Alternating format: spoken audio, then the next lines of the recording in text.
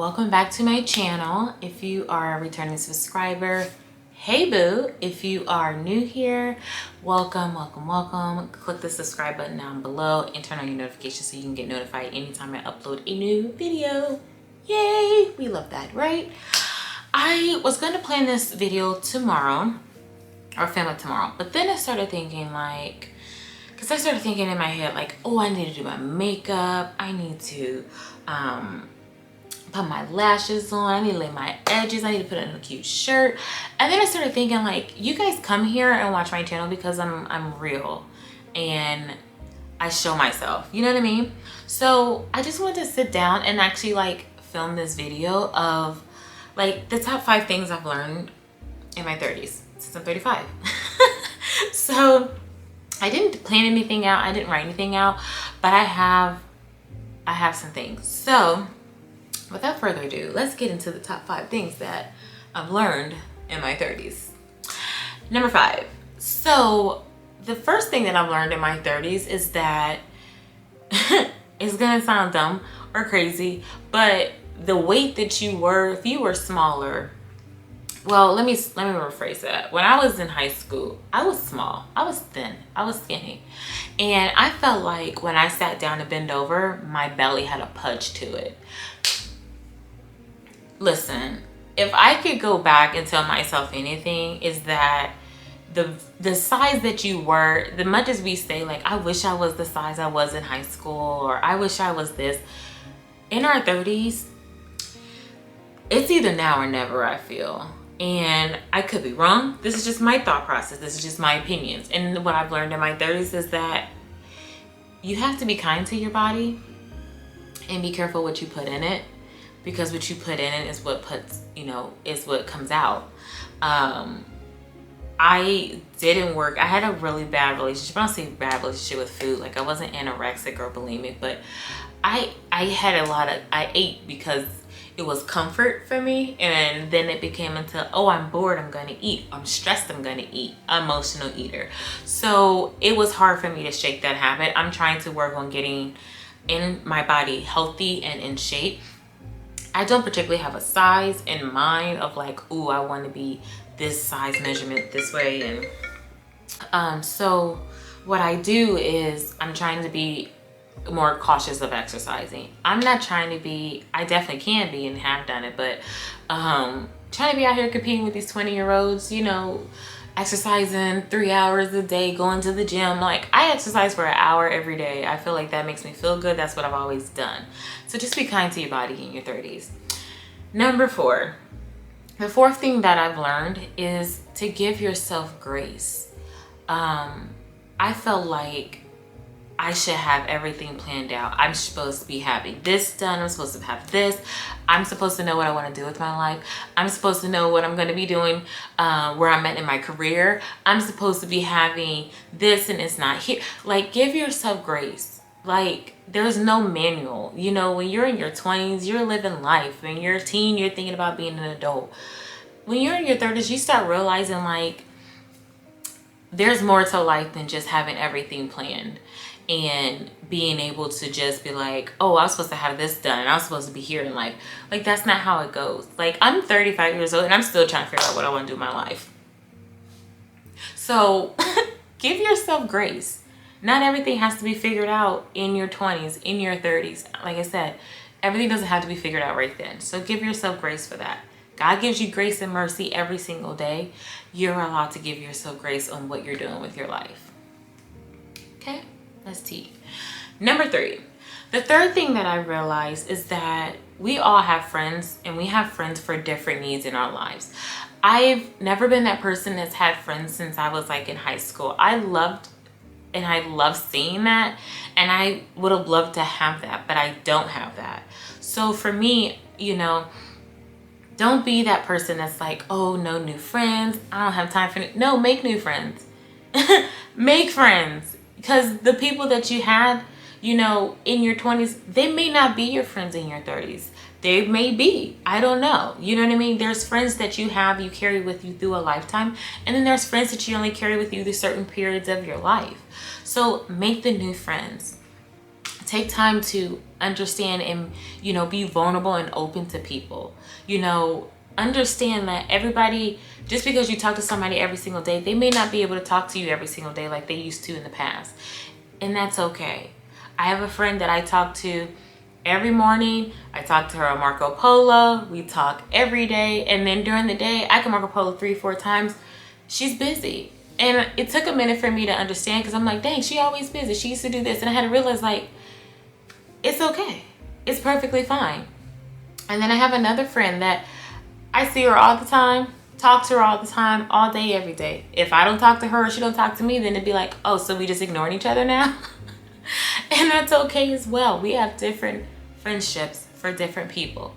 I have another friend, she lives in California. I don't talk to her on the regular. I probably talk to her, I would say once every so many months. But when we get on the phone, it's like we never stop talking. We are constantly talking, laughing, picking up the conversation like where we left off at. Have new friends. Make new friends. It's okay. I promise. It's gonna be okay. Number two, the things that I've learned in my 30s is that it's okay to be different. It's okay to be new. It's okay to reinvent yourself. A lot of the times we hear, you know what you was getting into. I'm the same person I was, this and this. It's okay to upgrade yourself and upgrade your life and change how you are. How I am today is not how I was a year ago. I'm progressively trying to elevate myself to become the best person that I can be. I'm progressively trying to aim myself to be more like Jesus every single day. So the things I was doing last year, it's not the same things I'm doing this year. You know what I mean? So it's okay to make changes to better yourself. It's okay to make changes to change your life. If you are trying to make better strides to be a better person in your life, to grow, to learn, and you have people who constantly saying you think you better than this, you think you're better than that, and they downing you for that, then those are the people that you don't need in your life. Because anything that is going to be conducive and good growth for you, people should be very excited for you. They should be applauding you for that. Like, I don't like being stagnant. I hate being stagnant. And if you're around me, I'm constantly trying to encourage you to elevate yourself. I'm constantly trying to encourage you, like, okay, so what you doing with your life? What are we doing? What's your plan? Where do you want to see yourself? And because I don't like being stagnant, and I want to be able to grow, and I want people around me to grow. You know, I don't want to just be trying to encourage them to grow in their life. I want you to be encouraging me to grow in my life. You know what I mean? So it's okay to change, to elevate, and to become the person that you're trying to be. Number one. The number one thing that I learned in my 30s is that you're never too old to start anything.